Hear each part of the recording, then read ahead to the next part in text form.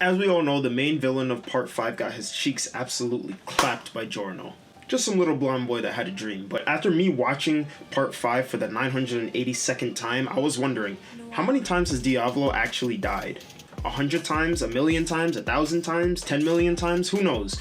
I broke it down and calculated it using a formula that I'm going to show in the video here. Be sure to comment what you think your guess is, and we'll see who gets the closest before I reveal it. I went back to the original episode where all of this happened, legally of course, definitely not on some illegal streaming website, shout out to Anawave, and I looked at how long it took for him to die between the first death, the second death, and the third death. Death number 1 is when Giorno sends him flying into the dirty sewers of Italy and Diavolo encounters that crackhead. The consequences of his own actions.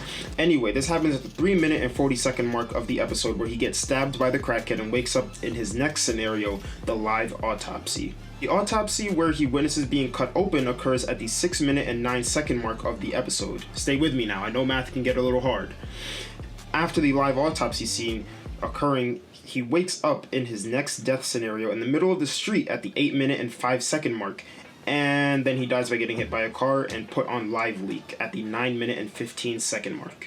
Now, if you average out how long these times are between all of his death scenarios, you get an average time of 1 minute and 51 seconds. But stay with me, we're almost there, class. Now that we have the average time of his deaths that they take to occur, we have to find out when this death happened to the point of this recording.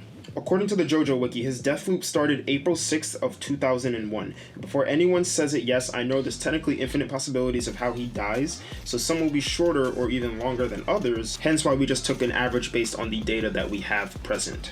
Now, at the time of this recording, it's May 28th, 2024, which is 8,820 days, 211,680 hours, 12,700,800 minutes, or 762,048,000 seconds. Stay with me now, we're at the end. We have how many seconds passed from his first death loop to the time of this recording, along with how long each death is for him on average. So all we have to do is divide the 762,048,000 seconds by the 111 seconds that it takes for him to die, and we get a whopping 6,865,297.3 deaths. You can't really die a third of a time, so let's just round that up or down, it's up to you, I don't really care. And there's some people that'll argue that his death loop actually ended when Pucci did the whole universe reset. Spoilers for part 6, by the way. Sorry if I just ruined the entire series for you. But assuming that's true, according to JoJo Wiki, that occurred on March 21st of 2012. That's 345,772,800 seconds. Jesus, yo, these numbers are hurting my head. And in terms of the amount of deaths, it's 3,115,070.3 deaths. Again, we could round down, round up, I don't care. This man is just suffering. Speaking of numbers, only like 1% of you guys are subscribed. Let's change that together. Like, comment, and subscribe.